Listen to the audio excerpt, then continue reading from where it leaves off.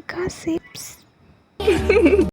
वेंकट पार्थ शेष कोट रामावतार लक्ष्मी सावित्री भानु रेखा। रेखा हिंदी सिनेमा की वो अनमोल धरोहर हैं जिनकी खूबसूरती, नजाकत और अभिनय की गहराई ने उन्हें एक लिविंग लेजेंड बना दिया है।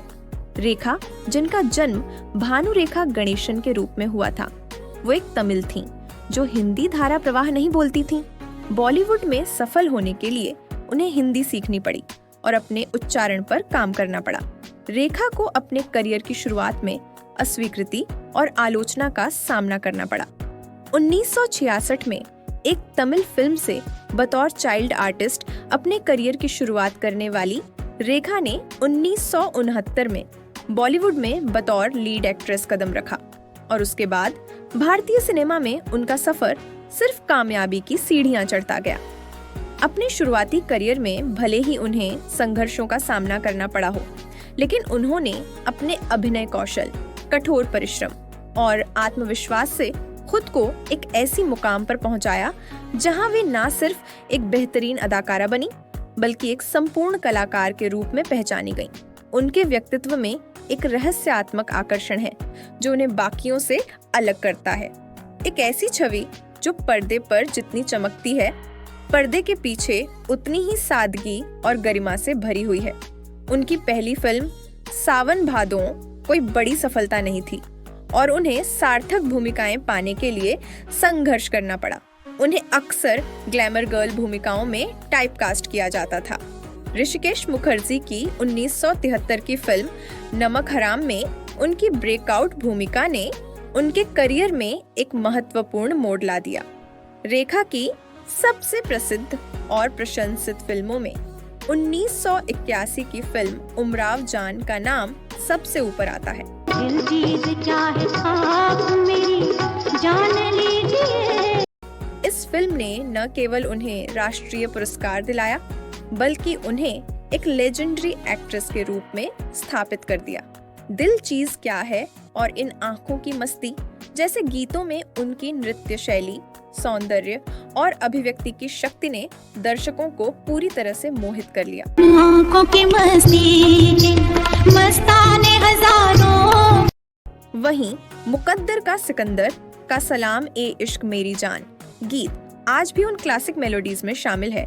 सलामे इश्क मेरी जान जरा कबूल कर लो, सलामे। जिसे सुनते ही रेखा की मोहक अदाएं और शायरी भरे संवाद आंखों के सामने तैरने लगते हैं। उनके और अमिताभ बच्चन के बीच की केमिस्ट्री ने उस समय करोड़ों दिलों को धड़कने पर मजबूर कर दिया था और ये जादू आज भी कायम है। 1979 की फिल्म मिस्टर नटवरलाल में रेखा का गाना परदेसिया आज भी एक आइकॉनिक डांस नंबर माना जाता है। इस गाने में उनकी चुलबुली अदाएं, रंगीन कपड़े और चेहरे के इजहार देखकर दर्शकों के दिलों में एक अलग ही ऊर्जा भर देती है। परदेसिया ये सच है पिया, सब कहते हैं। रेखा के अभिनय की सबसे बड़ी ताकत ये है कि वे हर किरदार को पूरी ईमानदारी और गहराई से निभाती हैं।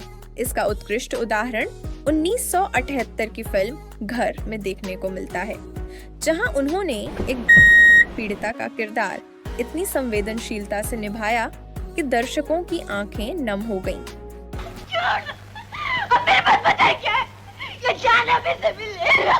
फिल्म का गीत आजकल पांव जमीन पर नहीं पड़ते मेरे आज भी प्यार और मासूमियत की भावना को बेहद खूबसूरत अंदाज में बयां करता है। जमीन पर नहीं पड़ते।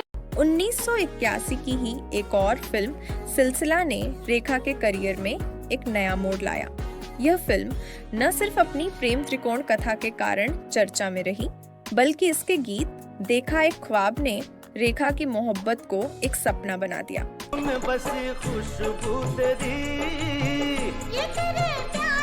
एक ऐसा सपना जिसे हर प्रेमी अपनी कल्पना में जीना चाहता है।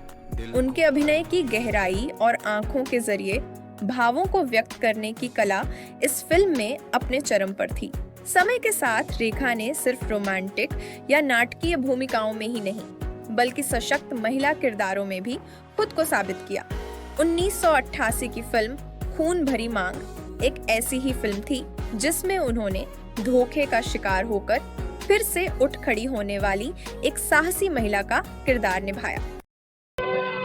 नाम तो कुछ जाना पहचाना सा लगता है। यह रोल रेखा की आंतरिक शक्ति और आत्मनिर्भरता का प्रतीक बन गया। इस भूमिका ने उन्हें फिल्म फेयर अवार्ड भी दिलाया और एक बार फिर साबित किया कि वे सिर्फ सौंदर्य की मूर्ति नहीं, बल्कि गहराई और ताकत की जीती जागती मिसाल है। 2001 में आई फिल्म लज्जा में रेखा ने रमदुलारी नामक एक ग्रामीण दाई का किरदार निभाया, जो समाज की अन्यायपूर्ण परंपराओं के खिलाफ आवाज उठाती है। लड़की उनके लिए बोझ है। अपने छोटे भाई का कमर पे लादे खड़ी है। इतनी सी उम्र में आधी माँ तो वो बन चुकी है। ओके। यह भूमिका सामाजिक जागरूकता और महिला सशक्तिकरण का प्रतीक बन गई और यह दर्शाया कि रेखा सिर्फ ग्लैमर की दुनिया तक सीमित नहीं, बल्कि वे एक संवेदनशील और जागरूक कलाकार भी हैं। उनके किरदारों में विविधता और परिपक्वता देखने को मिलती है। एक तरफ जहां वे सुपर नानी जैसी फिल्मों में ममता और हास्य का संगम प्रस्तुत करती हैं, तूने मुस्कान दी, सबको पहचान दी। वहीं दूसरी ओर इजाजत जैसी फिल्मों में अपने संवादहीन अभिनय से ही कहानी को जीवंत बना देती है। रेखा के करियर की सबसे दिलचस्प बात यह है कि वह समय के साथ बदलती रही, लेकिन उनकी आत्मा कभी नहीं बदली। चाहे 70 और 80 के दशक का स्वर्ण युग हो या आज का सोशल मीडिया और ग्लैमर से भरा दौर, रेखा ने हमेशा अपनी गरिमा और रहस्यमय आकर्षण को बनाए रखा है।